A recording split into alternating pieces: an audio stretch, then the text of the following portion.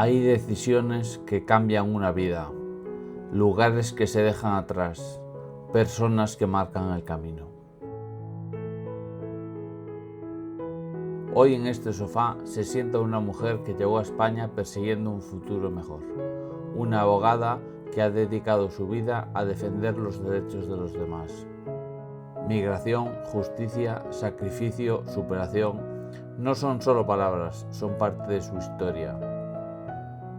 Esta no solo es una conversación, es la historia de una mujer que decidió convertir las dificultades en una razón para seguir luchando. Ella es Elsa Mateo.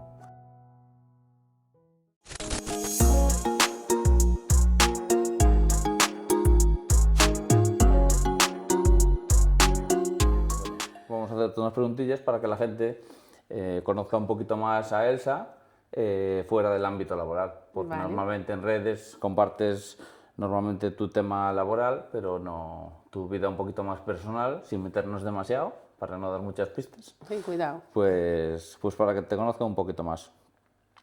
Vale, ¿quién es Elsa Mateo más allá de los títulos y currículum? Bueno, Elsa Mateo es una mujer común y corriente, diría yo, madre y, como dicen muchos, muy amiga de mis amigos. Soy muy perfeccionista, leal y creo que soy una persona súper simpática. Los que me conocen de manera cercana creo que podrán corroborar todo eso. Muy bien. Naciste en República Dominicana. ¿Cómo recuerdas tu infancia? Sí, nací en San José de Ocoa, Sí, República lo tengo Dominicana. apuntado, pero no lo dije porque siempre leía Oca en vez de Ocoa, entonces dije, no lo voy a decir para no meter la pata, pero No, sí, es efectivamente. San José de Ocoa, es una provincia al sur, en la República Dominicana. Y bueno, mi infancia la recuerdo, una infancia, en cierto modo, podría decir que feliz, y digo en cierto modo, porque también tengo muchos recuerdos en los cuales lloraba porque mi madre se tenía que ir a trabajar. Entonces, recuerdo muchas cosas bonitas porque mi madre crió 5 hijos siendo madre soltera y yo era una de las más pequeñas, o sea, la segunda más pequeña. Entonces yo recuerdo mucho en mi infancia llorar porque mi madre se tenía que ir a trabajar por las mañanas y quería irme yo con ella o no quería que ella se fuera. Muchas veces me llevaba al trabajo. Pero por lo demás, dentro de lo que cabe y con todas, digamos, las limitaciones económicas, pues puedo decir que tuve una infancia buena. Sí, pues esa era la siguiente pregunta, que eres hija de madre soltera y además la cuarta de 5 hermanos, que ¿cómo marcó eso un poquito tu personalidad? Pues, ¿qué te voy a decir?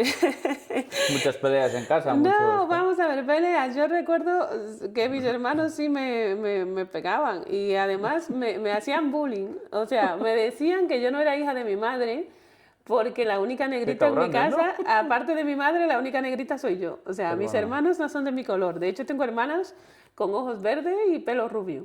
¿Te acuerdas la primera vez que me contactaste para hacer fotos, que yo estaba buscando un chico o una chica negra? Sí. Pues te dije eso, no eres negra, eres café con leche. Pues tengo la, bueno, no sé si suerte o mala suerte, pero me pasó mucho, tanto cuando estuve de modelo y demás, y es que era ni blanca ni negra, o sea, para muchos. Es Café decir, con leche, lo que yo te he dicho. cuando buscan una chica negra, no soy negra suficiente, ni tampoco soy blanca, obviamente, Claro. pero es como si soy ni blanca ni negra, entonces ahí está. Vale. Cuando hemos hablado de esta charla, entrevista o como le quieres llamar, me has dicho una frase bastante potente. Y es que no todos los que venimos de familias desestructuradas delinquimos. ¿Qué te hizo desarrollar esa mentalidad tan fuerte? A ver, tanto en el ámbito laboral como social en el que me desenvuelvo,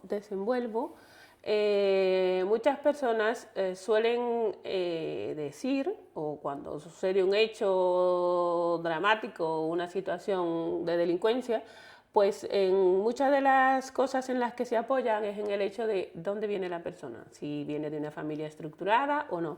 Estructurada quiere decir, para aquellos que nos ven y no lo tienen claro, es cuando vienes, por ejemplo, de una madre o un padre soltero, ¿no? Entonces, desestructurada.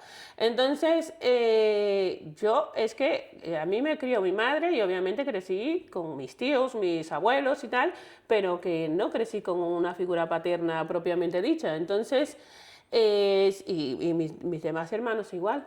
Entonces, cuando yo escucho que básicamente achacan el hecho de que una persona pueda ser delincuente o que tenga más probabilidades de ser delincuente por el hecho de que no se críe con sus dos progenitores, pues la verdad es que a veces me da hasta rabia, porque no siempre una persona que venga de una familia desestructurada tiene necesariamente todas las papeletas para ser un delincuente. Es decir, yo entiendo y lo digo, lo vengo diciendo hace mucho tiempo y mantengo mi posición, que todos nacemos con algo y al final podemos tener influencia de nuestro medio ambiente, de la gente que nos rodea, porque hay gente que sí se deja influenciar, pero se deja influenciar ¿por qué?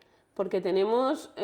una personalidad un poco débil. Ahí está. Eso da igual sea familia, sean compañeros Entonces, del colegio, del trabajo, de lo que sea, claro. O el círculo de gente que ahí te viene rodeas, todo, pero claro. sale de nosotros. ¿Me entiendes lo que digo? Entonces, yo he estado en diferentes ambientes mientras estuve estudiando y demás. Y a mí nadie me influenció a hacer lo que el otro quisiera. Yo siempre hice lo que yo quise, cuando quise, si quise. Si no quise, pues no quise. Que se pierden, entre comillas, amigos por no aceptar cosas o hacer cosas que hacen otros, bien, pero el hecho de que vengas de una familia desestructurada no te hace un delincuente. Lo digo porque hay muchos jóvenes, muchos niños que están creciendo de la mano de un padre o de una madre y no tienen que venir ya condicionados de que por venir de esa circunstancia no pueden progresar en la vida, no van a ser delincuentes, porque las cosas no son así. Que las estadísticas puedan marcar el hecho de que, bueno, hacen estadística y la mayoría de la gente que vemos que delinque, cuando analizamos a fondo cuál es su situación, provienen de familias desestructuradas, tú puedes decir, bueno, hay un gran número de personas que sí se da esa circunstancia, pero hay que valorar otros aspectos. Bueno, yo creo que delinquen en delitos que no por ser de este índole sean menos graves, pero en delitos de pobre, porque los de las familias ricas delinquen con traje y corbata. Exacto. ¿Sabes? Entonces, no por ser un indigente es un delincuente, ¿no? Dicen, y no por ir con traje y corbatas es decente. Exactamente. Pues vale, nos entendemos bien. ¿En qué momento decides estudiar Derecho? Pues hace mucho tiempo ya. Realmente siempre me decían que podía ser abogada, pero lo que me llevó a estudiar Derecho, mira cómo eran las cosas en aquellos tiempos, es que uno de mis tíos es abogado y de hecho ha sido abogado y político, y en la época en la que yo iba creciendo, que tenía unos 12 o 13 años, veía cómo le respetaban, ¿no? Cómo le tomaban en cuenta cuando hablaba, que cuando iba a casa y hablaba, pues todo el mundo tenía que estar recto. Entonces, en mi cabeza era un poco por la profesión, se le respetaba porque era un abogado y tal, entonces yo decía, pero hombre, a mí me gustaría ser así también. Y la verdad es que una de mis motivaciones fue mi tío para ser abogada. ¿Tu inspiración? Sí, la verdad. Muy bien. Vale, pues mi tío Alexis, ¿eh? Alexis, hola Alexis. Vale, ahora hice un bloque que se llama Migración y realidad del inmigrante. Tú que has vivido el proceso migratorio desde dentro, ¿qué es lo que mucha gente no entiende sobre migrar? Vamos a ver. Y aparte trabajas en ello, ¿no? Entonces, ¿qué es lo que la gente no entiende? Sí. Tanto como migrante, como abogada especialista en Derecho Penal, y de migración, pues puedo decir varias cosas. Y de las cosas que la gente no entiende, es que es muy amplia la pregunta, así como la ves, porque te voy a empezar por la decisión de migrar y luego las consecuencias que puede tener el hecho de, que no sé si tendrá la pregunta más adelante, traer a tus hijos desde tu país hacia España. No sé si tienes esa pregunta. No la tengo porque como sé que tu Bueno, hija pues ya la de momento desarrollo ahí. es menor de edad, no quise preguntarte sobre ella. Sí, pero no, es importante porque hay mucha gente que no es consciente de en el momento que toma la decisión, cómo puede repercutir a futuro. Claro, y ya no es traerla, es dejarla a la persona que más quieres, ¿no? A tu hija, que se supone que es la persona que más quieres en el mundo, tenerla que dejar atrás para después intentar que tenga una vida mejor. Entonces, vale, muy entonces ahora complicado, sí. repíteme la pregunta y te contesto. Pues eso, la pregunta era que tú has vivido el proceso migratorio desde dentro. ¿Qué es lo que mucha gente no entiende sobre emigrar? Vamos. Cuando una persona decide emigrar, vale, lo que muchas personas no entienden es que emigrar realmente no es solo un sueño, es un proyecto. Y cuando tú haces un proyecto, tú te organizas. Y yo creo que la parte fundamental que olvidan muchas personas a la hora de emigrar es esa organización previa, esa planificación, porque si no hay una planificación previa, luego vienen las consecuencias de no haberte organizado. Entonces, hay personas que emigran y ya vienen con un plan, ¿vale? Y cuando vienen con un plan es porque dicen, yo quiero ir a vivir a España, quiero ir de manera legal, quiero poder o trabajar, o algunos no vienen a trabajar, vienen a hacer su vida aquí, pero que ahí vuelve otra vez el tema del dinero. El que tiene dinero viene con una residencia no lucrativa, puede estar aquí un año tranquilamente, de hecho tiene facilidades para entrar y salir, Sí. y punto. Pero el que viene porque quiere hacer una vida aquí, que es una persona común y corriente, que quiere venir, establecerse, trabajar y demás, hay muchas opciones para usted venir a España de manera regular, porque básicamente lo que se condena no es el hecho de que tú migres y vengas a establecerte en España y vengas y trabajes en España, porque si lo haces de manera legal no vas a tener ningún problema, más que las situaciones que se puedan presentar en el día a día, que Sí, se le claro. presentan a todo el mundo. Como cualquier español, claro. Pero si no te planificas y encima decides venir y quedarte en situación administrativa irregular, pues obviamente la gente viene con una idea y piensa que aquí las cosas son súper fáciles, que todo se encuentra a la vuelta de la esquina, y la realidad es que no es así, porque incluso lo que estamos aquí de manera legal, muchas veces tenemos nuestras complicaciones. Entonces yo creo que es una cuestión de organización. ¿Qué nos olvidamos muchas veces cuando migramos? El hecho de organizarnos, de planificarnos, de prever las cosas que nos pueden pasar, nos pueden llegar a pasar, y sí. tener un resguardo para poder afrontar esas cosas, de saber que venimos a enfrentarnos a muchas historias, y no solo eso, sino que cuando llegas aquí no se te pueden caer los anillos, como dicen, porque hay muchas personas que vienen, tienen un título en su país y piensan que llegan a España y ya directamente pueden trabajar en lo que han estudiado, y no siempre es así. Es decir, yo antes de trabajar como abogada, yo tuve que hacer otros trabajos y no me daba pena hacerlo, porque aquí lo importante no es hacer otros trabajos, es no perder el foco de lo que quieres llegar a ser.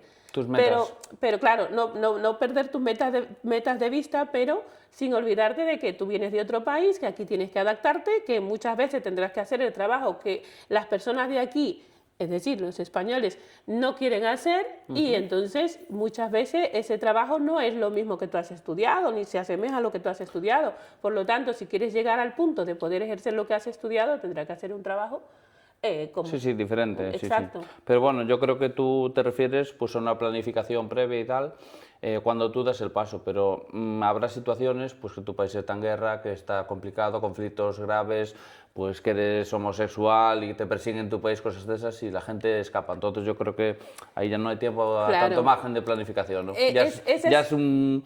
¿Sabes?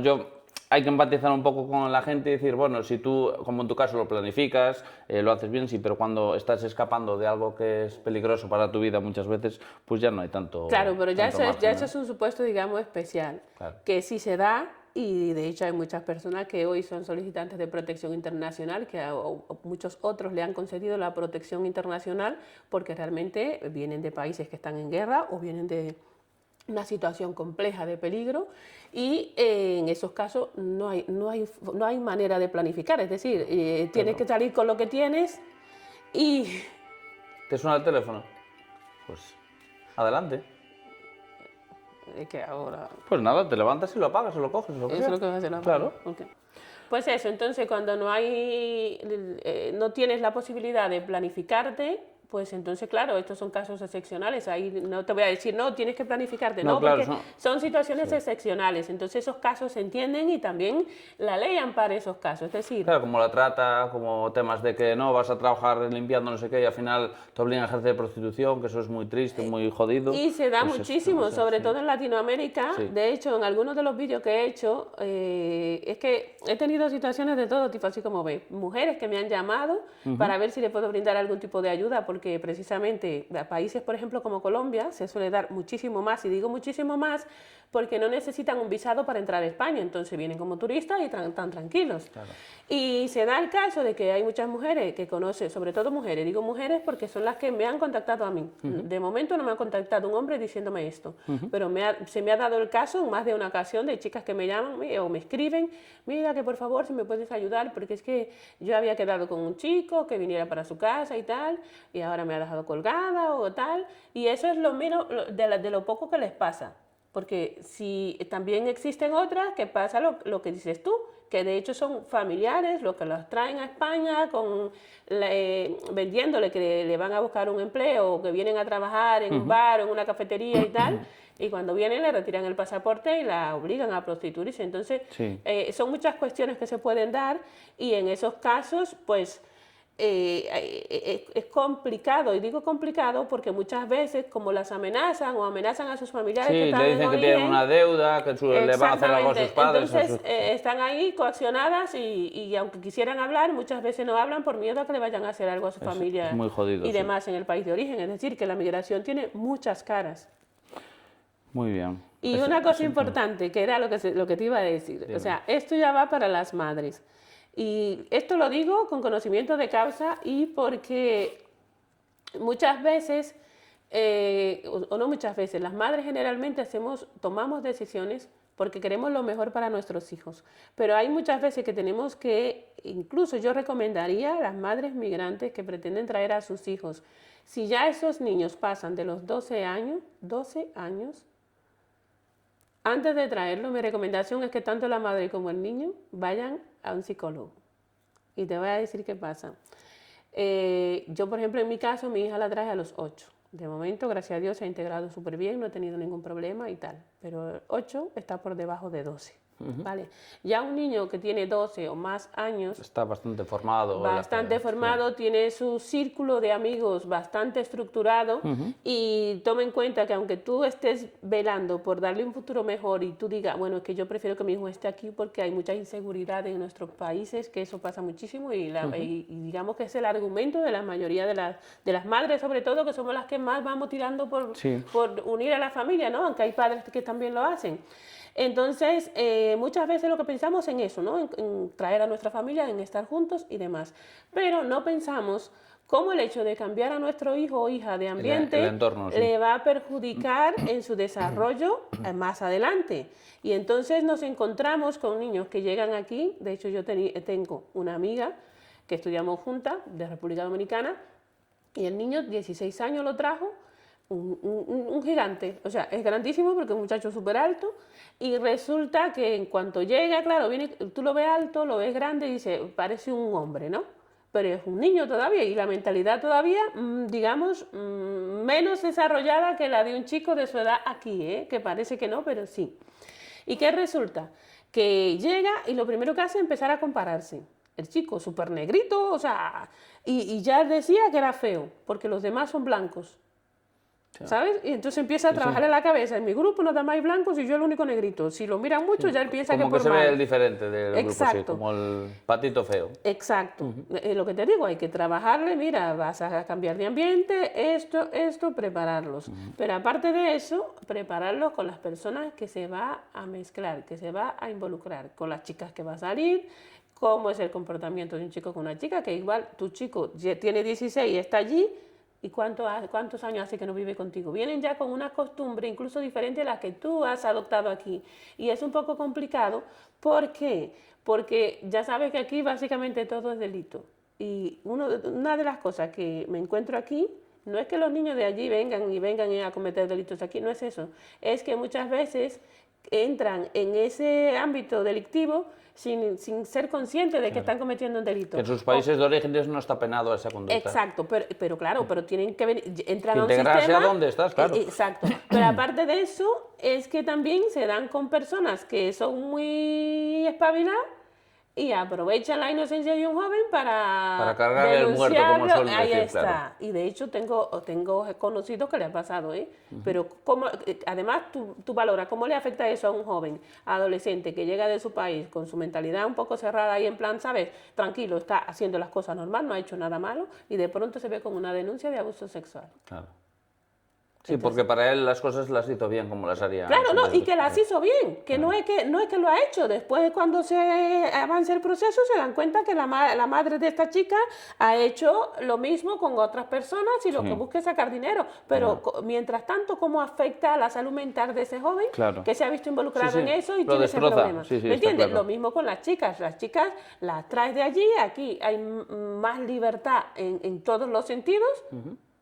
Y si no las preparas, las pierdes. No sé si me entiendes. Sí, perfectamente. Entonces, son muchas cosas que como madres y padres debemos tomar en cuenta antes de traer a nuestros hijos. No quiere decir que no lo vayamos a traer, no es eso. Sino que incluso hay que valorar la edad en la que decidimos traerlo, cómo le va a afectar el cambio del entorno y qué medidas tomamos para intentar prevenir las consecuencias negativas que puede traer el hecho de que lo cambiemos de entorno a unas edades que ya son más difíciles de controlar y no solo eso, sino que incluso las mismas leyes nos controlan a nosotros, que no tenemos esa facilidad de darle una colleja, como dice un dicho, una colleja a tiempo puede prevenir cosas. Pues aquí nos vemos muchísimos más limitados, no sé si me entiendes. Bueno, yo creo que una de las cosas malas que hizo Zapatero fue eliminar el artículo 155 del Código Civil, donde hablaba de la corrección moderada. Porque es lo que tú dices tú, una colleja a tiempo a veces soluciona problemas. Pero es lo que te digo, ahora somos padres solo para mantener y proveer, ya para lo demás realmente de poca cosa, ¿me entiendes? O sea, al final... Poco a poco, tengamos paciencia, que los míos están creciendo también. Bueno, vale. Crecen los niños y también con ellos los problemas, no te creas. Eso dicen, los míos de momento no tengo queja. Vale, ¿cuál fue tu momento más difícil que viviste al llegar a España? ¿Te sentiste alguna vez sola o juzgada por ser inmigrante? No, juzgada nunca. Nunca digo, depende de cómo lo diga. Ahora me explico. Vamos a ver, sola muchísimas veces. Yo vine sola aquí, es decir, yo llegué aquí sin saber para dónde iba ni nada, en plan, tienes que ir a Murcia y a búscate la vida. Y realmente había dejado a mi hija de 1 año y 4 meses con mi madre, o sea, que mi hija estaba pequeñita. El hecho de llegar tenía como su punto de inflexión positivo, porque digo, bueno, es como una nueva oportunidad, llegas ilusionado, pero también lo que dejas te tira mucho, duele, claro. Y luego llegar aquí sin tener nadie conocido, ¿sabes? Y tener que empezar de cero con todo, pues tampoco es algo fácil. Algo fácil, sí. Entonces, nada, llega un punto en el que tienes que sentar, pensar y decir, oye, tienes que centrarte, viniste aquí con un objetivo, tienes que echar para adelante y es lo que hice. Perseguir tus metas, sí. ¿Y crees que Europa entiende realmente la situación de las personas migrantes? Vamos a ver, yo creo que vamos en camino. Hay muchas cosas que hay que mejorar, pero realmente creo que estamos en el camino de ir avanzando, y no sobre todo avanzando, sino, digamos, tolerando lo que es la integración. ¿Vale? ¿De verdad estás convencida que crees que vamos avanzando en ese tema? Creo con la extrema derecha en Europa que dice que quiere echar a todos los inmigrantes, que no sé qué.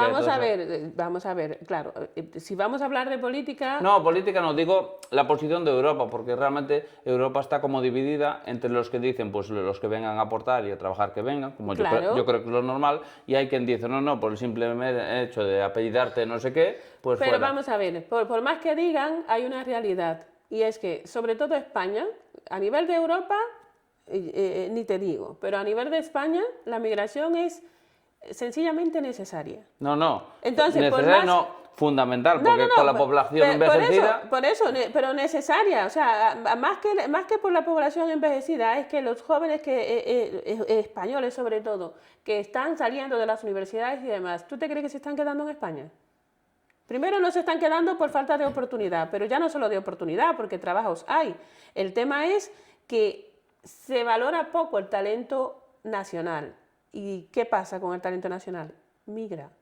Entonces, estamos hablando, hay un discurso en contra de la migración, ¿vale?, que viene a España, y sin embargo los españoles están yendo a otro lado. Muchos de los profesionales españoles están en el resto de Europa y Estados Unidos y demás, porque encuentran mejores oportunidades, mejores salarios, y dice el dicho, yo por mi mejoría mi casa dejaría. ¿Y qué pasa? Que de hecho se publica un catálogo de difícil cobertura, que en teoría se publica cada trimestre, que a veces pasa del trimestre al semestre, y hay profesiones o actividades laborales que en principio pueden personas extranjeras venir y coger esos trabajos, pero es que ese catálogo realmente no está actualizado con la realidad que ocurre en España.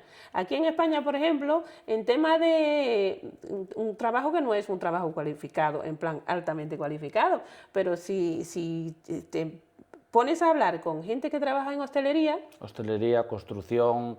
Construcción. Esos son trabajos que realmente tú para hacer una obra tienes que esperar hasta años a veces para poder encontrar personas que te hagan el trabajo y que lo hagan bien. No hay gente, sí. Y esos trabajos no están publicados en ese catálogo. O sea que si realmente actualizáramos ese catálogo con las necesidades que hay en España, ya te digo yo que tendrían que abrir las puertas para que el migrante viniera, siempre y cuando estuviera con su titulación preparado para trabajar, y estaríamos al momento funcionando, pero de verdad, ¿me entiendes? Entonces, hay un discurso de la migración ya lo he dicho y lo he dicho cada vez que tengo la oportunidad y que me lo preguntan, la migración no es mala, es una oportunidad. Ahora bien, obviamente, ni el español de origen, el español que está aquí, ni los extranjeros que emigramos y estamos aquí ahora, nadie va a querer un extranjero que venga a delinquir. No, es que nadie lo va a querer. Yo no quiero españoles que delincan tampoco. No, obviamente, pero lo mismo. O sea, pero eso... hay una diferencia, aquí hay una simple diferencia. Es que el español que está aquí que delinque, lamentablemente... Nos lo tenemos que comer, ahí está, porque es español de nacimiento y lo pone en la Constitución. No hay para dónde echarlo, ahí es que está el detalle. Entonces, claro. Pero lo mismo, o sea, nosotros mismos como extranjeros, cuando a mí me dicen, mira, que una banda de dominicanos y tal, ¿tú te crees que a mí no me da vergüenza? Claro. ¿Tú te crees que a mí no me da rabia? Igual que a mí me da vergüenza cuando son españoles. Exactamente, claro. Pero es lo que te estoy diciendo. Pero eso se soluciona viendo personas, no nacionalidades. Ahí está. Es que no es cuestión de nacionalidad, es cuestión de personas. Y al igual que ponen en la noticia, mira, una banda de dominicanos, ¿cuántos son? 5 o 6, sí. ¿Y cuántos dominicanos hay en España trabajando dignamente, pagando sus impuestos y haciendo sus cosas? Claro. ¿Por qué no salimos en las noticias? Porque no interesa. Interesa el discurso de odio, el discurso de que el migrante es malo, que el migrante es delincuente, y no es la realidad. Claro. Pues tú que trabajas en extranjería, ¿qué injusticias ves con más frecuencia? Yo hay una que tú seguramente como experta abogada en extranjería lo sabrás, yo no lo sé, por mucho que leo y veo, no lo sé. Y es porque una persona que esté en España no la dejan trabajar.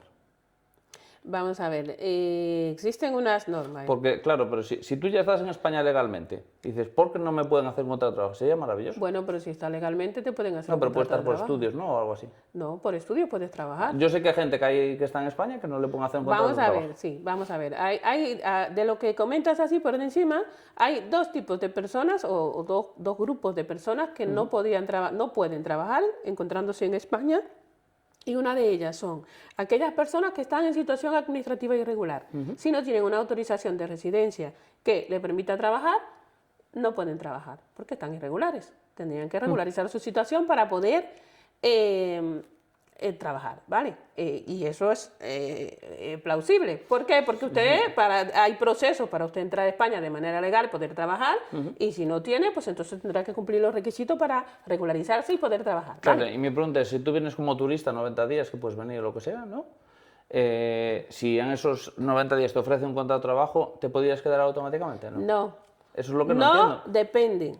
A ver, depende. Sí, ahí habrá muchas casuísticas, ¿no? Claro, Pero no, y depende del tipo de trabajo, depende del origen. Por ejemplo, hay personas que vienen de Chile o de Perú y si encuentran una oferta de trabajo en esos 90 días, pueden tramitar, o sea, se le puede tramitar la residencia, tienen que ir a su país de origen para venir con el visado y ya se quedan trabajando. Pero una persona que no tenga su país, no tenga acuerdo con España, no puede hacer eso, venir y Claro. no pueden.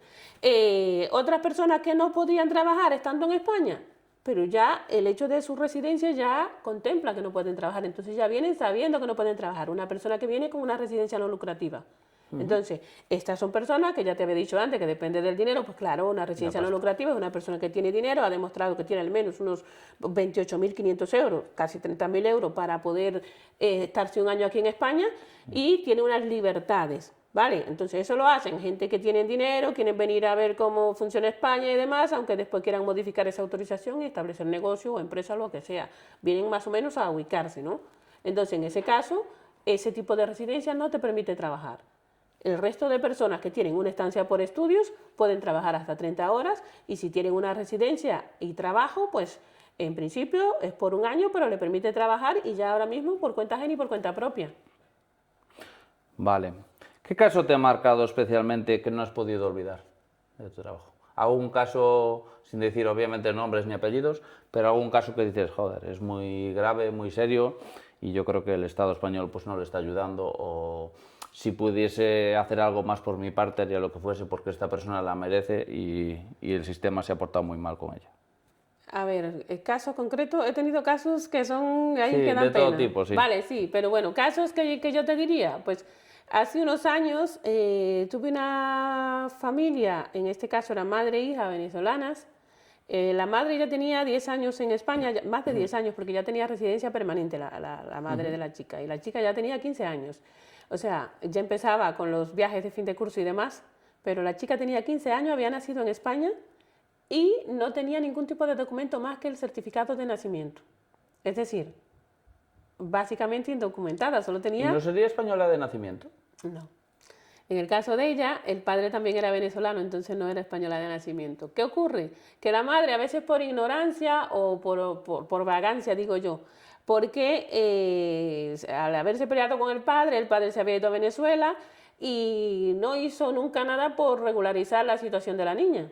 El tema es que en esa fase ya yo estaba haciendo el trámite de nacionalidad a madre y posteriormente hablé con ella, y no tiene contacto con el padre, me decía que no, hicimos el trámite a través del consulado para tramitar el pasaporte de la niña, porque claro, si el pasaporte no lo podemos regularizar. Y hubo que coger se complicó todo, porque entonces el consulado nos pedía un poder del padre, que no valía un poder notarial, tenía que ser por el Fiscalía de Menores de Venezuela, en fin, que al final tuve yo que contactar con el padre yo directamente, ofrecerle dinero para que el padre pudiera hacer el poder que necesitábamos para luego tramitar el pasaporte y tuvimos la suerte que la madre, cuando le salió la nacionalidad a la madre, ya teníamos el pasaporte de la hija y le tramité la nacionalidad directamente a la hija. ¿Qué ocurre? Aquí, en las cuestiones donde yo veo más injusticia, hay muchas cosas que no están bien, que no funcionan bien, que se pueden mejorar, ¿vale? Pero donde yo veo más injusticias en el hecho de que tú como español, ¿vale? Para que tu madre o tu padre vengan a vivir contigo de donde estén, en cualquier ciudad, lo que sea, no te ponen ninguna pega. Tu padre puede venir a tu casa cuando quiera, moverse contigo para donde quiera. Sin embargo, un español nacionalizado, ¿vale? Tiene todas las trabas del mundo para poder reunificarse con sus padres, por ejemplo. Donde las cosas que más me duelen es eso, porque los hijos El arraigo. ahora hasta los 26 te permiten traer los menores los mayores de edad, ¿no? Hasta los 26 y los menores los pueden traer siempre sin ninguna complicación, pero en el caso de los progenitores ponen muchas pegas. Habían puesto hasta los 60 que tú no podías, no había necesidad de acreditar que dependieran económicamente de ti, porque para tú poder traer a tus padres de tu país de origen, tienes que demostrar que allí se están cayendo muertos, que no tienen ni propiedades, no cobran pensión, no cobran nada para que puedan venir a vivir contigo. O que están enfermos, ¿no? Exacto. Y ahora han subido la edad a 80 años. O sea, básicamente te dan ese privilegio de que tus padres puedan venir sin Sí, venir a morirse, como quien dice. Exactamente. No, sí. Entonces yo eso no lo veo justo. ¿Me entiendes? Porque si son tus familiares, si tú pudieras acreditar, con el hecho de tú acreditar que tienes medios económicos suficientes para Claro. mantenerte tú y mantenerlo a ellos, Claro. ¿por qué poner tantas trabas y tantas complicaciones para tener una unidad familiar junta? O sea, Sí. yo creo que podría ser más simple. Que te pudieran estar haciendo controles de que tú tienes Sí, su de que- seguro y que cumple con los requisitos. Vale, yo eso incluso estaría de acuerdo con ello. Sí. Pero de ahí a limitarte tanto a que puedas reunificarte con tu familia, que puedan venir aquí tranquilamente, pues ya me dirás. Ya. Pues ahora cambiamos un poco de tema. Durante la pandemia fuiste reconocida por el Consejo de la Abogacía Gallega. ¿Cómo recuerdas esa etapa y ese momento? Ay, bueno, una etapa interesante. Realmente el reconocimiento vino dado por el trabajo que realicé, tanto yo como otros compañeros que también estaban en el turno de violencia de género durante la pandemia, la asistencia que brindamos a las víctimas de violencia en ese momento. Y bueno, ¿qué te digo? Recuerda que en esa época pasamos por muchas fases. En principio, el desconocimiento de la enfermedad, o sea, todo el mundo estaba asustado, mucha gente no quería ir a trabajar ni quería hacer las guardias precisamente por Por el miedo al contagio el y tal, espacio sí. reducido y demás. Entonces, claro, al no saber cómo funcionaba la enfermedad, pues claro, era un poco complicado. Sin embargo, pues las personas que asumimos esa responsabilidad, ese rol, pues estuvimos ahí, estuvimos haciendo nuestro trabajo y bueno, para mí no fue algo extraordinario porque es el trabajo que estuve haciendo durante varios años y finalmente el gobierno reconoció al Consejo de la Abogacía Gallega por ese servicio y ese reconocimiento fue trasladado al resto a mí, al resto de compañeros que estuvimos brindando nuestra asistencia a las víctimas. Y bueno, pues sí, fue gratificante porque además tú dices, jolín, nunca se reconoce el trabajo de uno, pero bueno, en esa ocasión sí fue así. Y más que nada porque muchas veces la gente ve que te hacen un reconocimiento por ahí y dice, ah, no, pero eso se lo habrán dado, eso tal. Ya, pero esto viene de una institución que es una institución pública y además es mi colegio, es el consejo donde se engloba mi colegio y digo, bueno, pues es un reconocimiento Sí, yo institucional. te vi la foto toda contenta ahí en redes Claro, sociales. es un reconocimiento institucional y también es un mérito al trabajo realizado, entonces sí, bien. Y hablando de Biogen, ¿qué errores seguimos cometiendo en la sociedad con respecto a la violencia machista o violencia de género? Bueno, yo achaco siempre los errores al tema de la educación. ¿Y qué cambiarías en la ley actual? Vamos a ver, aquí está el tema. Es complicadísimo porque, de hecho, hace poco te dije que estaba en una entrevista en Madrid y me preguntaban sobre las mismas cosas. Y con el tema de la violencia de género, voy a empezar diciendo dos cosas. Lo primero es que la violencia es real, existe. Que nos damos con situaciones excepcionales de gente que denuncia o hay denuncias falsas, las hay, ¿vale? Las hay, pero son las menos.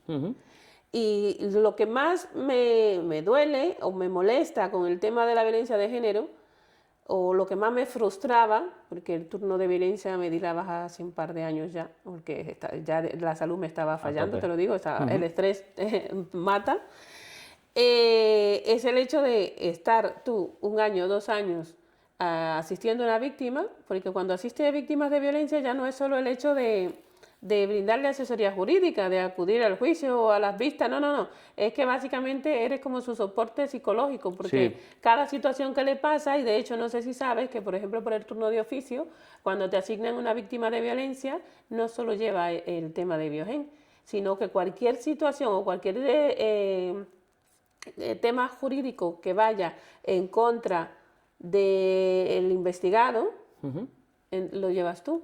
Es decir, es para comodidad de la víctima, para no tener una protección integral, digamos. Exactamente. De todos los asuntos. Entonces, en ese caso, claro, ya es que tú englobas todo.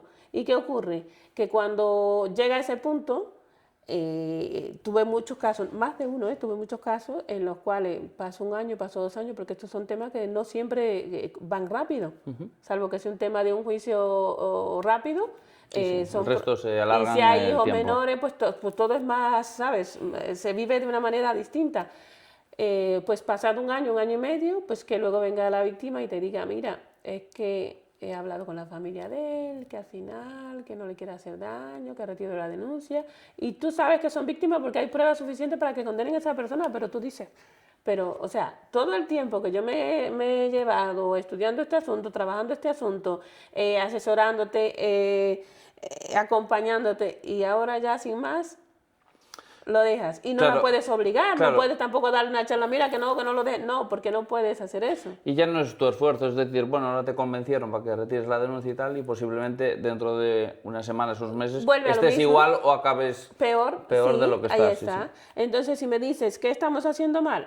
Pues yo creo que en parte las cosas que nos afectan están en nosotras mismas. Te voy a decir por qué. No es que sea culpa de la mujer, no es eso. La culpa es de cómo venimos siendo criadas. Es decir, hay muchas mujeres que todavía a día de hoy les da vergüenza decir que un hombre las maltrata. Asumir que un hombre las maltrata, porque es como si normalizamos el maltrato, ¿vale? ¿Por qué? Porque igual hemos crecido, en la familia que hemos crecido, hemos recibido maltrato ya en el ámbito familiar y estamos criadas porque la mujer tiene que aguantar, que la mujer tiene que servir al hombre, que la mujer tiene que hacer esto, aunque cada vez vamos abriendo más el abanico y ya las chicas de ahora obviamente no están creciendo como nosotras en nuestras épocas, pero todavía a día de hoy hay muchas mujeres que, es decir, normalizan el maltrato o lo ven como no, es que fue un mal rato que tuvo tal o le pasó esto en el trabajo, lo justifican. ¿Vale? Entonces yo creo que en parte es la forma en que nos hemos criado y la forma en que normalizamos las cosas que no son normales. Entonces, ¿qué podríamos cambiar? Aquí está el tema. El tema es que, si te fijas, con el tiempo las cosas se han endurecido, sobre todo para los hombres. O sea, a día de hoy, y eso lo digo y lo repito, y no lo digo como forma de crítica, sino como una forma de explicarle a la gente el por qué pasan las cosas, y aunque parezcan duras, pero es lo que hay. A día de hoy, un hombre, ¿vale?, en temas de violencia de género, es culpable hasta que se demuestra que es inocente. Y lo explico. Que nos hemos jodido la presunción de inocencia. Lo explico, no, lo explico. ¿Por qué? Porque a ti te ponen una denuncia por Biogen y lo primero que hacen es que te detienen. A ti no investigan si tú eres culpable, eso se investiga después. Tú primero vas detenido, ¿vale? Y si tienes suerte, quizás ese mismo día te pasan a disposición judicial y de ahí te vas a tu casa, pero si no, igual te echas una noche en el calabozo. Sí, si no cuadra un fin de semana con festivos o lo que sea. Exactamente. Entonces, estamos partiendo de que, en principio, tú estás privado de tu libertad por algo que ni siquiera se ha mirado si eres inocente o no, o si hay por lo menos indicio de que haya culpabilidad, ¿vale? Entonces, hay mucha gente que dice que la ley no es justa porque precisamente a ti te detienen sin investigar nada y muchas veces, sobre todo cuando son denuncias falsas, tú dices, jolín, es que yo no he hecho nada y sin embargo, mira que estoy... Vale, ¿qué ocurre? Que es que, como empecé diciendo, la violencia de género es real. O sea, las cifras lo dicen y a día de hoy, por lo que vamos, ahora mismo las estadísticas no las tengo actualizadas, pero había un número elevado de mujeres que han perdido la vida a manos de sus ex. Sí, pero no me hables de números porque yo colaboro con una asociación de víctimas de violencia de género y tengo un proyecto que se llama No somos números. Ya, precisamente por no poner... No, son personas con nombre y apellidos, no números. Pero es lo que te digo, ¿no? Es lo que te digo, que al final, la realidad está ahí. Cuando tú dices, pero es que no es justo porque el hombre... Sí, no es, si tú lo ves desde el punto de vista de la justicia y dices, no es justo... de que a ti primero seas culpable antes de que te muestren la culpabilidad propiamente dicha, pero es que hay que buscar una forma de proteger a esas mujeres que están sufriendo violencia, aunque sabemos que hay unas cuantas por ahí que son unas sinvergüenzas que denuncian, presentan denuncias falsas, pero ya te digo que son las menos, ¿vale? Porque si la violencia es real, hay mujeres que padecen la violencia y es una realidad. Entonces, cuando vemos una situación, el deber de un juez es buscar la protección de la persona vulnerable. Estoy de acuerdo. Y lamentablemente es lo que hay.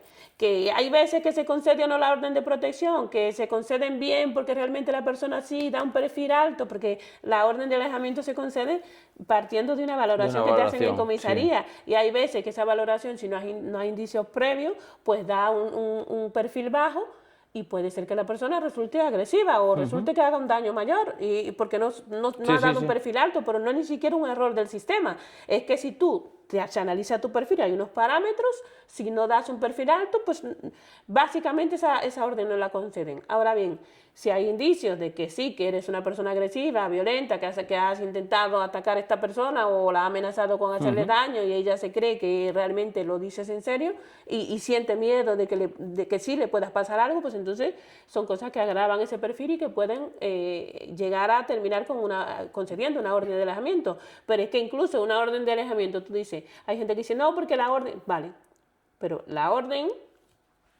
incluso a veces una protección hasta para el hombre, sobre todo si es real que esa denuncia es falsa. ¿Por qué? Porque se supone que si de verdad te estás denunciando falsa, pues cuanto más lejos mejor. Sí. Yo lo que veo mal es que discrimina por sexo. O sea, para mí es anticonstitucional en el momento que tratas diferente al hombre de una mujer. Y me explico. Obviamente, si hay una víctima o una presunta víctima, hay que protegerla y eso es lo primero. Pero si hablamos, por ejemplo, de una pareja de gays o lesbianas, la hemos jodido. Ya, te digo lo que pasa. Que para mi punto de vista, porque o ella puede matar a ella o él puede matar a él, ¿sabes? Vale. Puede haber una violencia, entonces está jodido. Entonces yo creo que hay que proteger a la víctima venga donde venga. Y en ese caso, las parejas homosexuales, transexuales, tal, yo creo que están desprotegidas con esta ley actual. Entiendo tu planteamiento y te doy la razón en parte. ¿Qué pasa? Que aquí, con la ley de violencia de género, estamos hablando de género hombre-mujer. Claro. ¿Qué pasa? La ley, la normativa... hay muchas cosas que debe adaptarse a la realidad real que vive la sociedad. Entonces, ¿qué ocurre aquí? Que debe tener un ámbito más amplio y englobar a este resto de colectivos, lo voy a llamar así, ¿vale? Tanto hombre con hombre, mujer con mujer, porque es una realidad que vive nuestra sociedad y realmente lo que tú dices no está amparado. Entonces... o el hombre que se cambie de sexo administrativamente a ser mujer para que no le... ¿sabes? Ya eso es un poquito más complejo. Sí, pero ya eso es un poquito más complejo y entonces claro. Ahí habría que mirar, hay que mirarlo con más detenimiento. Pero las parejas de hombre con hombre y mujer con mujer existen y cuando hay problemas, pues entonces debería, claro, la cobertura debería ser mayor, no solo limitarse a hombre contra mujer. Por eso yo creo que la ley estuvo bien hecha en su momento, salvó muchas vidas, está claro. Igual que lo del divorcio express, cuando se hizo, ahorró muchas, porque antes ibas al abogado, tarda 2 años, claro, no, denuncia por biogen y así en 3 meses solucionamos. Vale, eso fue perfecto. Pero esta ley estuvo muy, muy bien hecha, salvó vidas, pues yo creo que a los 3 años o así se debería haber reformado y dar una vuelta por esto. Vale. Pues mira, ahora otra pregunta para cambiar un poco el tema. ¿Tú como abogada podrías defender algún ser despreciable, como un pederasta, un asesino, un violador, que sabes a ciencia cierta que es culpable? ¿Qué te pasaría por la cabeza? Esa pregunta la suelen hacer mucho y voy a empezar... Qué poco original soy. No, porque de hecho es que hay gente que juzga a un abogado que defienda a un asesino, a un pederasta, a un violador. Yo no juzgo, todo el mundo tiene derecho a una defensa y al ahí final... está, sí, entonces claro. Te voy a empezar diciendo, ahí está. Pero sí me chocaría, yo creo que no sería capaz. Escúchame, yo soy abogada defensora, ¿vale? Entonces, sí, porque el derecho tiene tanto sus ramas y en el derecho penal también están sus ámbitos. Y yo he ejercido de todo. He sido acusación, he sido defensa y me identifico como abogada defensora. Por lo tanto, me puede tocar cualquier cosa. Entonces, sobre todo, sigo en el turno penal, ¿vale? Y yo no te puedo decir, no defiendo un pederasta o no defiendo porque en el turno... igual te suena el teléfono y te toca. En el turno, lo que te toque, ¿vale? Ahora, si me dicen en el ámbito privado, si pudieras elegir a quién defender, te llega un caso de esto al despacho, ¿lo cogerías? Pues sinceramente te diría no. ¿Por qué? Porque hay unos límites que tienes tú como profesional. Una ética. Una ética, claro. Pero es lo que te digo, yo no puedo decir no defiendo un pederasta. ¿Por qué? Porque yo estoy en el turno de oficio y si a mí me llega un caso de esto en el turno de oficio, lo tengo que defender como cualquier otro. Y tengo que hacer de hecho, yo tengo un amigo abogado que... real y legítima defensa, ¿me entiendes lo que digo? Entonces, es una cuestión que ya no es porque yo quiera o no quiera, tengo que hacer mi trabajo, tengo que hacerlo bien. Y ojo con lo que dijiste, porque muchas veces dice que ya se ha demostrado, o sea, que queda claro que hay evidencia de que sí lo ha hecho. Vale, muchas veces no que muchas veces, aunque ya haya evidencia, haya prueba, aunque haya prueba de que la persona ha cometido el delito, ya sea como violador o con cualquier otro delito, ¿vale? Siempre tiene derecho a una defensa, porque no te condenan sin abogado porque estén las pruebas, siempre tienes que tener un abogado. Entonces, ¿hay presunción de inocencia? Al contrario que lo que hablamos. Es que aunque estén todas las pruebas que demuestren que eres culpable, ¿vale? Siempre tienes que tener un abogado, aunque sea para llegar a una conformidad sobre esos hechos. Para la lectura de Entonces, derechos, para lo que sea. claro, pero el abogado claro. no solo está para determinar que eres inocente, que a veces la gente se confunde y piensa, no, porque ese cometió el delito, todo el mundo lo sabe, ya lo vieron, lo grabaron, y entonces ahora la abogada va a defenderlo. O sea, no siempre el abogado va a acreditar o a querer demostrar que tú eres inocente siendo culpable. Claro. Muchas veces ya sabemos que eres conseguir culpable. la pena mínima muchas veces, claro. Exactamente, ver qué es lo máximo que puedo sacar a tu favor. Claro. Pero obviamente que no va a ser una absolución. ¿Entiendes? En esos casos que ya están las pruebas y está todo, y de hecho tú asumes que has cometido el delito. O sea, en ese caso el papel del abogado no es demostrar que tú no lo hiciste, sino intentar ver de qué manera te puedo sacar lo menos Bajar posible. un poquito, claro, sí. Vale, pues ahora hice un bloque que es experiencias duras en la vida, por cosillas que anduve investigando y que sé de ti. Hay una experiencia muy fuerte en tu vida, y es que sufriste un intento de atraco en Murcia y te apuñalaron en el abdomen. ¿Cómo ocurrió eso exactamente? ¿Llegaste a pensar que podías morir? Bueno, la verdad es que esto pasó en 2013 mientras estaba haciendo el máster y mientras estaba haciendo la homologación del título, o sea, estaba estudiando las dos cosas a la vez. Yo recuerdo que una de las compañeras que había venido de mi país también a estudiar, porque mi país tiene convenio con España para becas, y entonces me dijo para quedar a cenar. Y habíamos ido a cenar a un bar donde trabajaba uno de mis compañeros de piso. Y yo recuerdo que salí con 100 euros. Y nada, fuimos a picar algo allí por la noche y tal, y después, a la salida de ahí, pues las chicas querían coger para la discoteca porque nos reunimos, no sé, hacíamos 5 o 6. Y claro, las discotecas empiezan allí a funcionar, o funcionan a partir de las 3 de la mañana, y que la discoteca básicamente empieza a llegar la gente. Entonces es normal que por la noche allí, 3, 4 de la mañana, esté la gente en la calle porque es lo habitual, ¿sabes? Entonces, ¿qué resulta? Que salimos del pub de nuestro amigo, 2 y pico así, y a las 3 entramos a la discoteca. Pero yo cuando llegamos a la discoteca estaba tan cansada que les dije, mira, yo no le quiero arruinar la noche porque yo lo que tengo es sueño, me voy a casa. Y me dice una de mis amigas, bueno, pues cuando llegue avisa.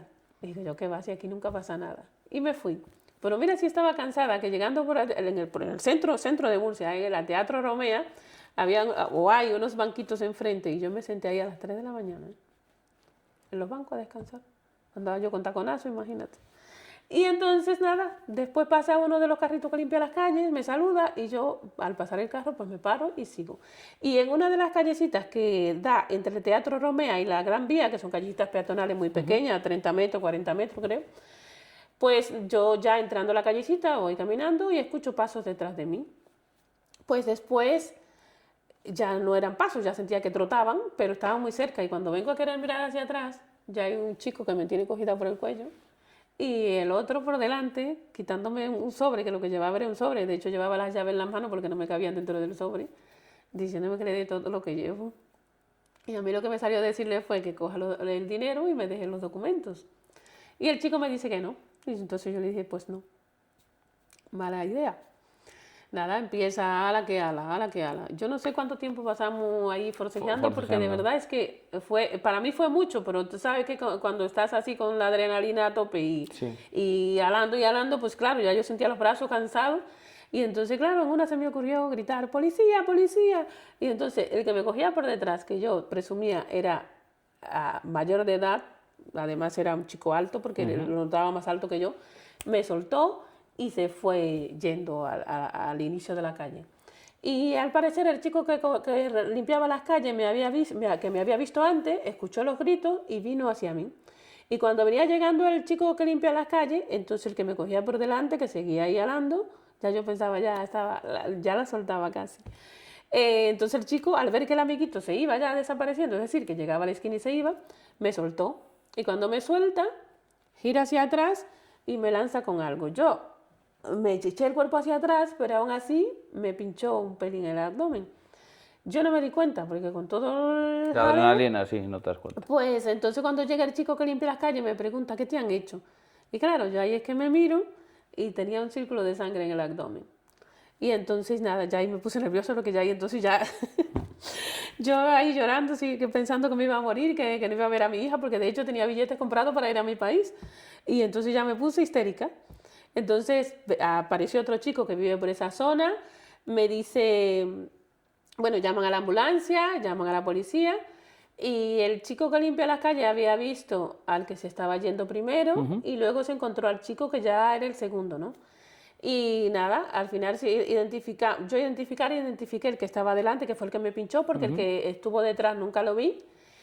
Y nada, llegó la ambulancia, esperamos ahí a que llegara la policía y luego me llevaron al hospital. Y al menor lo agarraron esa misma noche porque ya lo había identificado el chico que limpia las calles. Y además lo había rasguñado con las llaves porque no cabían en el bolso, entonces de tanto forcejear le había arañado, entonces ya más o menos lo agarraron esa noche. Y cuando me llevaron me dieron solo un punto, porque no fue superficial, fue poquito, no me vale. penetró. Y me cortó, pero no me profundizó. Y luego de ahí me llevaron otra vez a la policía para identificar al adulto. Pero el adulto yo nunca le vi la cara, entonces no podía identificarlo. Pero claro, cuando llego allí, mira de las cosas que pasan, que además no están bien, el policía que me está atendiendo me pone las fotos y me dice, mira, el chico que andaba con él dice que era este. Y claro, ya eso está mal porque ya me está... Ya estás condicionada. Exacto.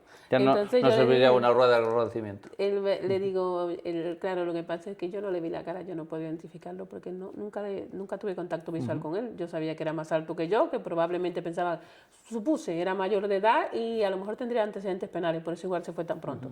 Pero yo no le vi la cara nunca, no podría saber quién era. Presumía que era latinoamericano porque el que estaba delante era latinoamericano. Y eso me daba más rabia todavía. No es que yo quiera que me atraque uno de aquí, no, pero por lo menos si vas a atracar tío, que no. En fin, que al final terminaron condenando al menor. Ya sabes que también los procesos de menores van diferentes, que no son condenados como los adultos. Al final terminan pagando los padres responsabilidad civil.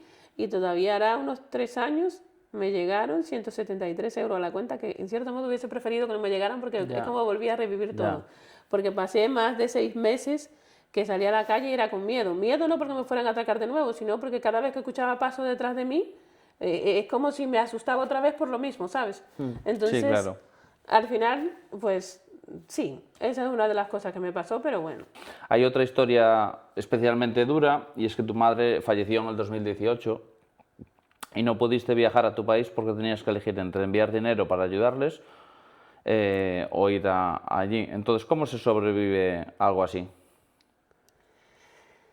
Pues no es fácil. Y esa situación seguro también, al igual que yo, la pasan y la han pasado muchos migrantes. Y Sí, claro, por eso le hacemos la pregunta, por siempre. Igual le puede ayudar a alguien. El hecho de estar aquí y muchas veces no tener los medios económicos suficientes para, en momentos difíciles, tomar la decisión de muere un familiar, y en este caso mi madre, y tener que tomar la decisión de qué hago, voy allí para estar allí con el resto de mi familia o mejor mando el dinero para que puedan resolver. Claro. ¿Entiendes? Entonces, en mi caso, obviamente la decisión que tomé fue la segunda, mandar lo que podía para que ayudarlos a resolver las cosas por varios motivos. Y eso también me va a entender mucha gente. O sea, una vez llegas a España hay muchas cosas que cambian. Y cambia hasta el modo de ver la vida y de ver otros aspectos. Allí se llora muchísimo. Se llora muchísimo. Y una de las cosas que me hacía sentir mal, de hecho yo me llegué a sentir mal después de muerta mi madre, porque cada vez que hablaba con mi hermana en esos días, ¿no? Era con los ojos así hinchados de llorar. Y yo no lloraba así, no sé si me entiendes. Y no es que no sintiera la muerte de mi madre, que no te imaginas cómo lo sentí, y además sin poder estar ahí. Simplemente es cada persona se expresa de una manera diferente. Ahí está. Pero ya vas allí, vas condicionada que si la gente no te ve igual que el resto es que no sientes. Esto es uno. Y segundo, el hecho de que no era así que yo quería verla. ¿Me entiendes? Yo incluso hubiese preferido poder haber ido antes si hubiese habido posibilidad de que es que está mal y está grave una semana, pues voy y me despido. Claro. Hubiese preferido verla en vida. Claro. A verla el recuerdo que te queda es diferente, claro. Exacto. Entonces dije, o sea, eso no es lo que yo quiero recordar de mi madre. Entonces colaboro, ayudo con todo lo que puedo y lo hago. Y eso, menos mal que podía colaborar con algo, porque hay gente que está aquí que ni siquiera eso puede hacer. Entonces... el hecho de un migrante tener que despedirse de un familiar, o no despedirse, sino que muera un familiar y no poder ni siquiera acudir allí o poder ayudar en lo que pueda, porque dice el dicho que cuando tenemos que hacer y cuando estamos vivos, porque una vez muere la persona ya ni se va a dar cuenta de lo que has enviado, de lo que has regalado, de lo que has dado. Gracias a Dios yo a mi madre en vida, todo lo que pude, siempre estuve ahí a medida de mis posibilidades, pero obviamente que fue algo que me marcó y de hecho a partir de ahí me he prometido que tener un ahorro, ahorrar para si un día que llega el momento de tener que ir porque ha muerto alguien cercano y quiero estar ahí, pues que no sea una condicionante el hecho de no tener un billete para un vuelo. Claro. ¿Te quedó alguna conversación pendiente con ella? Pues sí. Lo cierto es que fue un poco repentino lo de mi madre, porque si bien es cierto que ella ya llevaba tiempo con enfermedades mala, y con sí. diferentes cosas, el día antes de morir, pues estuvo llamándome. Mami era una de las personas que tengo amigas que estaban conmigo en la universidad y me dicen, Jolín, es que yo admiro a mami en aquella época, 2010, 2013, ella sacó un plan de móvil, que allí es carísimo, y ella llamaba todos los días, 59 segundos al menos. O sea, 59 para que no se marcara el minuto siguiente, para no perder el minuto. Todos los días mami llamaba. Y después que vino la niña, pues mucho más. O sea, eso era cuando yo estaba aquí sola. Cuando vino la niña era su hija, o sea, más. Claro. De hecho, mi hija llegó aquí diciendo que yo no era su madre era mami. Entonces, el día antes de morir, yo recuerdo que ella murió el 25 de mayo, que era el día de la excursión de mi hija. Y yo el 24 estaba preparando la lonchera y preparándole las cosas a la niña para ir a la excursión y tal. Y resulta que el teléfono estaba en la habitación cargándose. Y cuando yo miro un momento, mira, mami llamó. Le digo a la niña, mira, mamá llamó, cuando terminemos de preparar esto la llamamos y tal. Pues de ahí fue llamar, y ya no me contestaban. Llamaba a mi hermana, no me contestaban. En fin, que ya yo empecé a pensar algo está pasando. Y empecé a llamar gente, pero nadie me cogía el teléfono, curiosamente. Y como tenemos casi 6 horas de diferencia, en esa época eran 6 horas, depende del horario, pues yo esperé y esa noche no dormí. Y al día siguiente, como a las 7 de la mañana de aquí, llamé, que era como la medianoche allí, y mi hermana me coge al final y le digo yo, oye, que yo estaba llamándote. No, es que mami se puso mal y la tuve que llevar al médico y tal. Y digo yo, ¿pero cómo está? Ya, no, ya está bien, la van a mandar para casa, ya tal. Error mío es no decirle, pónmela para hablar con ella, porque, bueno, no digo error, porque igual sí estaba muerta y te lo van como suavizando, ¿no? Se puso mal para que sepa que se puso mal y luego ya dice que murió. Es normal, pues distancia es normal. Que media hora después me llama ella y me dice que mami se volvió a poner mal cuando ya venía saliendo para casa, pero no, después cuando fui allí me dice, no, es que es verdad, es que le habían dado el alta y cuando se está subiendo en el coche para venir, otra vez se sintió como sofocada y cuando vinieron a llevarla a la camilla para ponerla en urgencia ya estaba muerta. O sea, fue así. Y claro, siempre me quedé con Durante un tiempo estuve fatal, pensando, jolín, que no me pude despedir de ella, que a lo mejor se me estaba llamando para despedirme, que no sé lo que me iba a decir, inventando mi historia en la cabeza. Claro. Pero al final, de hecho me he soñado varias veces con ella después de que murió y lo que me ha dado ha sido tranquilidad, porque yo sé cómo me llevaba yo con ella, sé que me llamaba todos los días y además lo que no quería, ese día no cuadró y ya está. Lo que no quería era que yo estuviera mal. Y de hecho mi hija, mira para cómo es la cosa, cuando la fui a recoger de la excursión, ya yo sabía que mami había muerto, yo estaba llorando, claro, pero claro, llegué allí, los ojos rojos, pero no, y ella me dice, mami, ¿pasa algo? Yo, no, mi hija, fue que mamá murió, y ella en el coche iba seriecita y se le salió una lagrimita, y después de ahí, solo era pendiente de mí.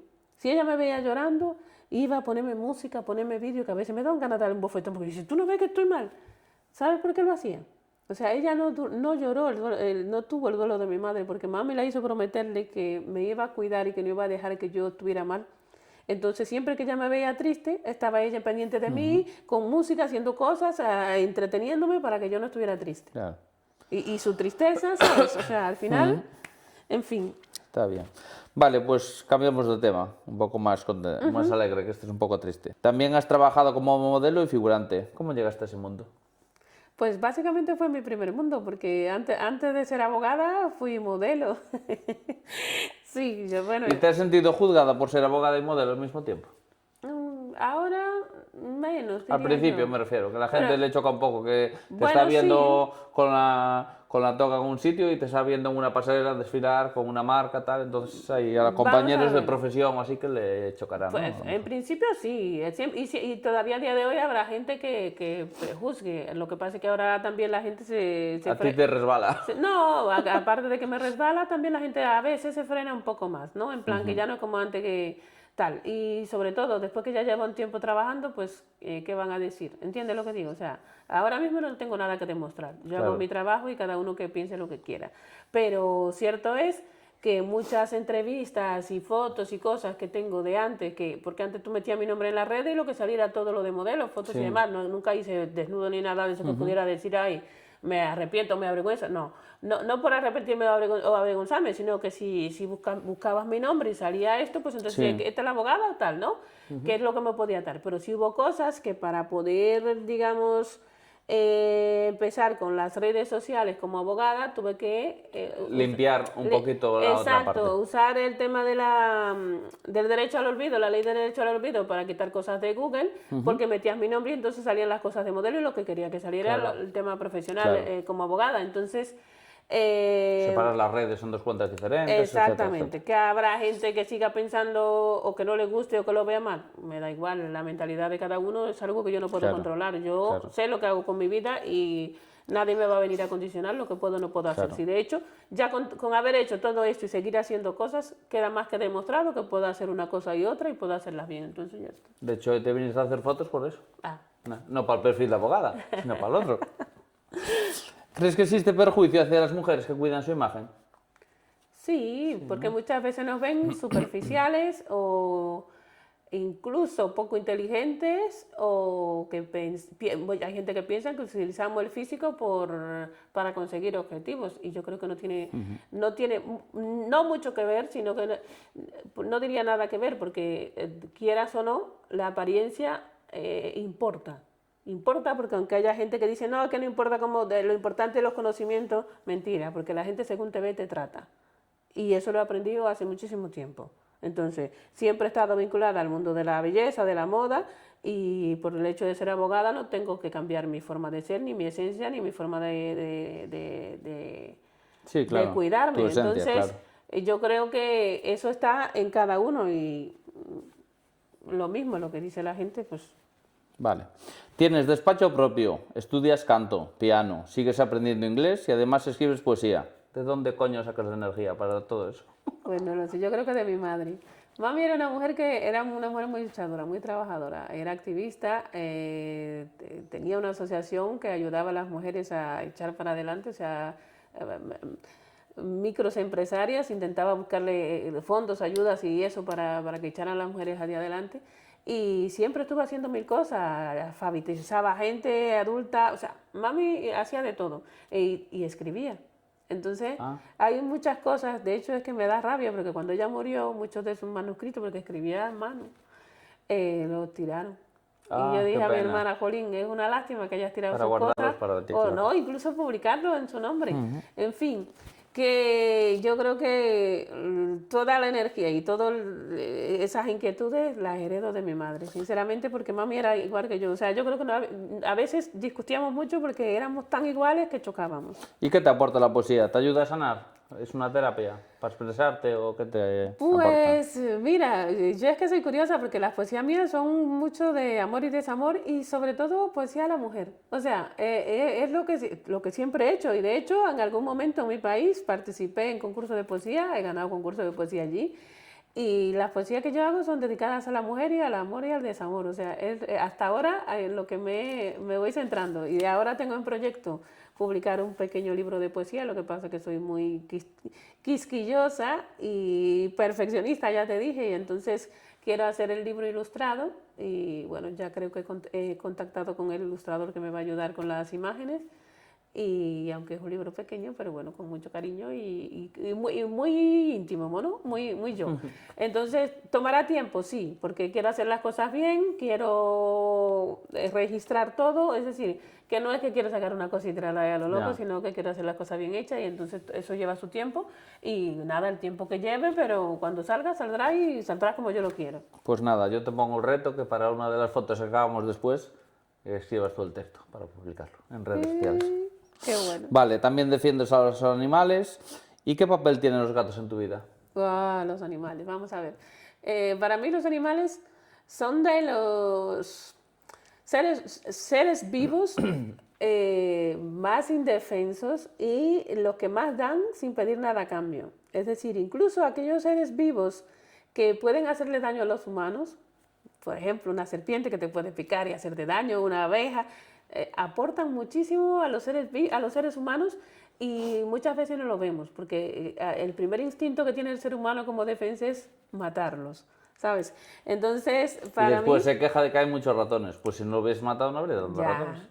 Pues para mí los gatos juegan un papel fundamental en mi vida y yo creo que parte de que yo esté anímicamente bien la tienen parte de responsabilidad tienen mis gatos, sinceramente te lo digo, y tengo amigas que a veces están deprimidas o que tú las ves que siempre están agobiadas y adopta un gato. Adopta un gato, no me hacen caso a veces, pero ya te lo digo yo que sí. Y de hecho ahora están todos en la finca y el pequeñito, que es un enano, que lo adopté el año pasado, que lo dejaron tirado en el supermercado, que sinceramente estuve ganas de denunciar para que buscaran las cámaras para ver quién lo había dejado, porque eso es penalizado, ¿vale? Ese es el más tremendo ahora que tengo allá, el más rebelde, hasta ladroncito. No porque se llame gato, sino, o sea, no porque sea gato, sino porque ese es Vale. el más travieso. Pero que conste que de hecho tengo alergia a los pelos de perros y de gatos. Es decir, soy masoquista. Pero el primer gato llegó allí porque mi hija se antojó con el gato y entre ella y su padrastro pues quisieron adoptar un gato. Y ya cuando tenían el gato apalabrado, adoptado con la protectora y todo, me dicen a mí, bueno, que hemos decidido adoptar un gato y tal. Y yo soy alérgica. Usted encargándose de su gato, yo no tengo problema. Sí, tal, ok. Llega el gato, la primera semana todo muy bien, después de la primera semana casca por aquí, arenero sin limpiar, comida sin echar. Entonces yo hacerme responsable del gato. Luego me daba pena el gato solo, le traje una gata que se me mató, esa gatita para mí fue una hija que se me murió, porque de hecho es que, te lo digo, o sea, estuve deprimida mucho tiempo y a día de hoy sigo recordando a mi gata y la recordaré mientras viva. Y luego de eso apareció otro gato que nos adoptó a nosotros, lo hemos cogido también. Y el último fue el pequeñito este, que es el más travieso, y ahí está. O sea, los gatos, yo creo que es más lo que ellos me dan a mí que lo que yo le doy a ellos. Lo que tengo que responsabilizarme de que tengan arena limpia, de que tengan comida, agua, y ya está. Ellos te dan mucho cariño, te cuidan, Te dan mimos. Sí, hombre, yo creo que, sinceramente, es más lo que aportan ellos que lo que te quitan. Muy bien. Ahora, muy cortita. Completa la frase. La felicidad es... Hacer lo que te gusta, sentirte bien. Nunca entenderé. Complicada. Espérate, me la repito otra vez mejor. Nunca entenderé. Lo primero, esto rápido, lo primero Sí, que te venga a a la las cabeza. personas hipócritas. ¿A las? Personas hipócritas. Ah. La gente debería. Luchar por lo que quiere. Lo mejor que me ha pasado es. Tener a mi hija y mis gatos. Todavía me queda por conseguir. Tantas cosas. Más libertad. Dentro de 10 años me veo. En un país con mucho frío porque no aguanto el calor. Es que estos días les llega. Menos mal que hay un poco de niebla, que a mí la niebla me fastidia bastante la espalda y me duele bastante, pero bueno, por lo más bajas temperaturas. Vale, pues ahora unas también así un poquito rápido y que sean un poco más dinámicas. Vamos a empezar fuerte. ¿Cuál ha sido el mayor ridículo que has hecho en público? Pues he hecho tantos. Pero bueno, uno de ellos, he participado en concurso de canto, ¿eh? O sea, sí, en aquel momento sin preparación ni nada.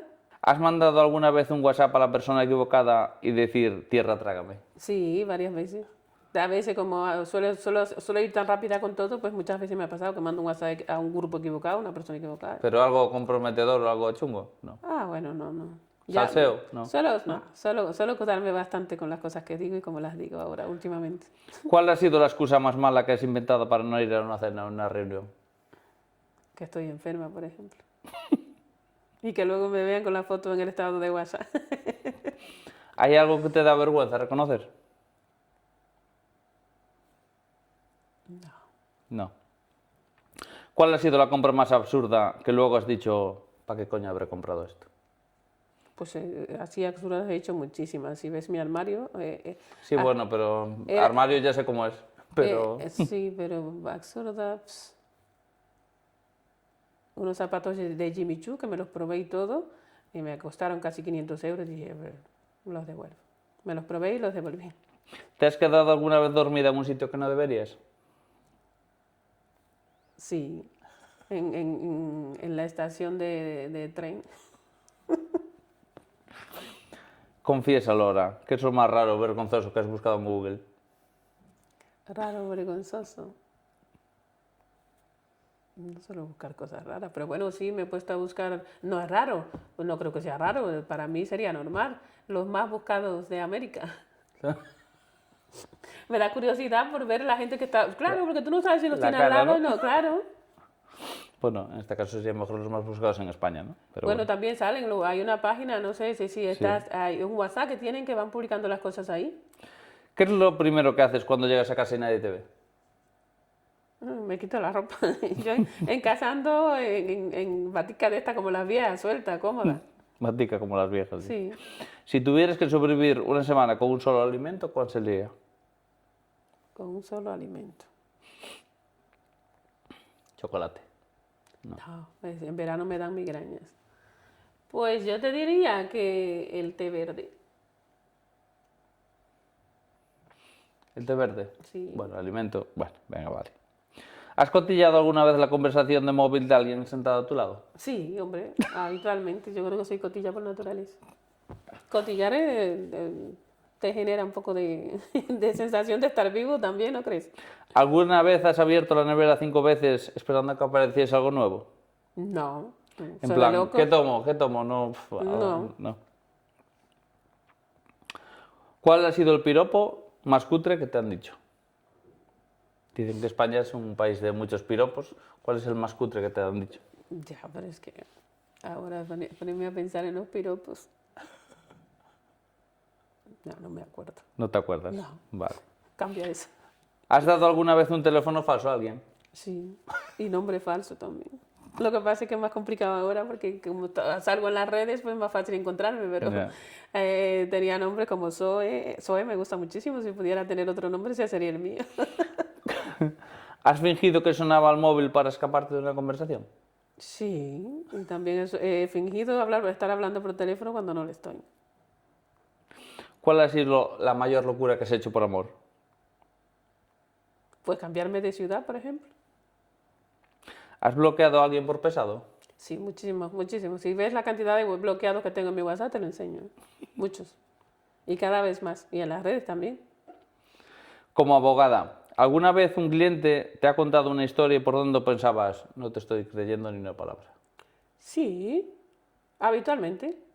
Pero, ojo, que cada vez más voy siendo consciente de que no siempre el cliente miente. A veces tenemos la creencia, sí, la gente siempre miente, sí, y mienten. Pero también me han pasado situaciones con policías que me dan a entender más la mentalidad de los clientes y ahora mismo cuando una persona viene que me cuenta su historia le pongo mucho más atención. No es que antes no le pusiera, pero que ahora me puedo poner en su piel porque ya también me han pasado situaciones con policías que yo digo, jolín, o sea, no siempre es todo como lo dicen, ¿sabes? Y me pongo más en la piel del cliente, entonces puedo entender el cliente desde otra muchas perspectiva. veces no es ni blanco ni negro, que Exacto. puede haber muchos matices por Exacto. medio. Sí. Pues ahora la pregunta final, si mañana se acabase todo y solo pudieses dejar un mensaje a tus seguidores, ¿qué les dirías?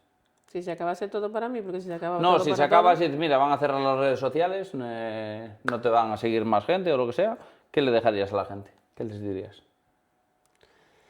Ay, lo que pasa es que tengo una forma ahora no ahora, pero que llevo tiempo pensando tan diferente que yo sinceramente... Sed buenas ¿qué personas. qué le diría? Bueno, ser buena persona, eso ya está como por descontado.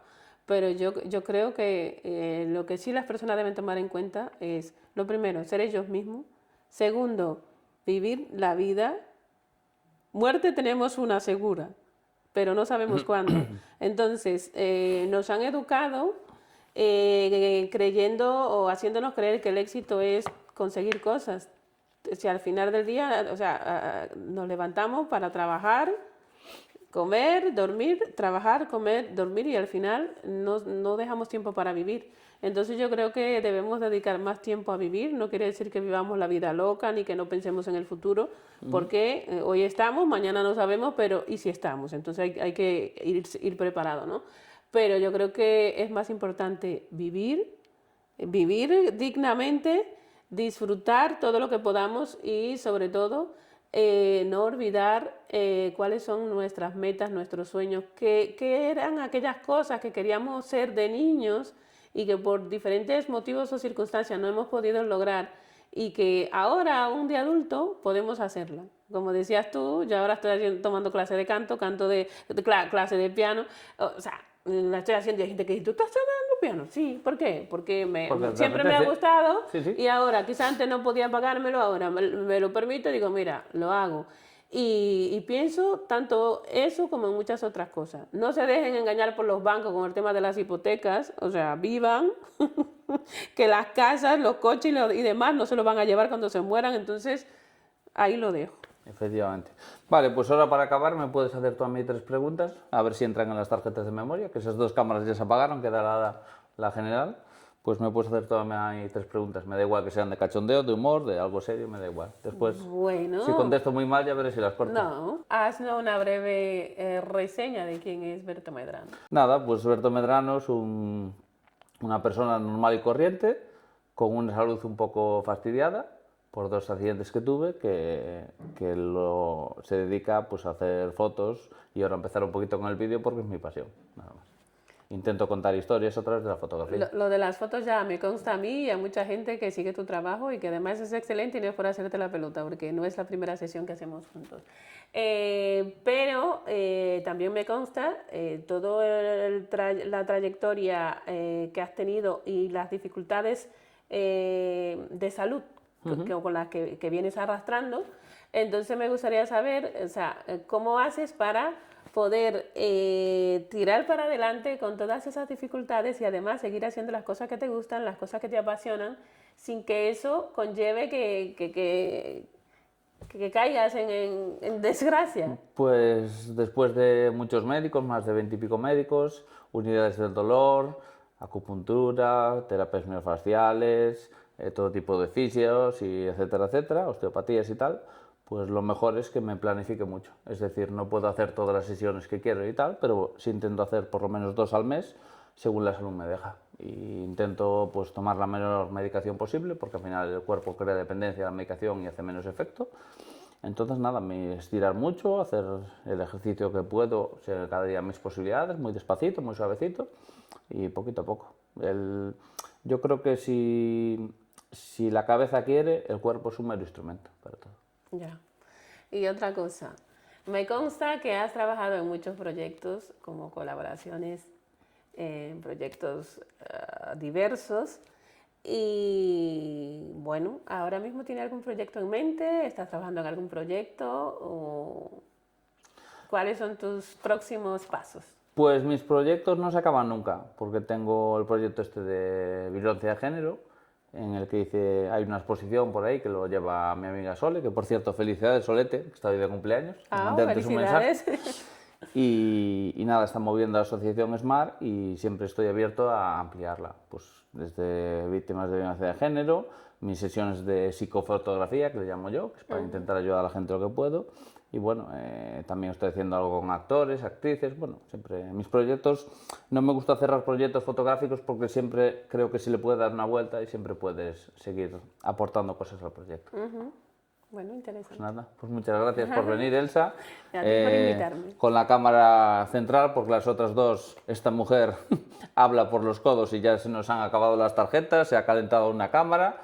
Teóricamente es la primera vez que me pasa grabando una charla, que se me petan las dos cámaras. ¿Quién te manda a hacer tantas preguntas? Teóricamente están preparadas para eso, pero bueno, me las has quemado. O sea que nada, muchas gracias y nos vamos a hacer unos fotillos. A ti. Venga.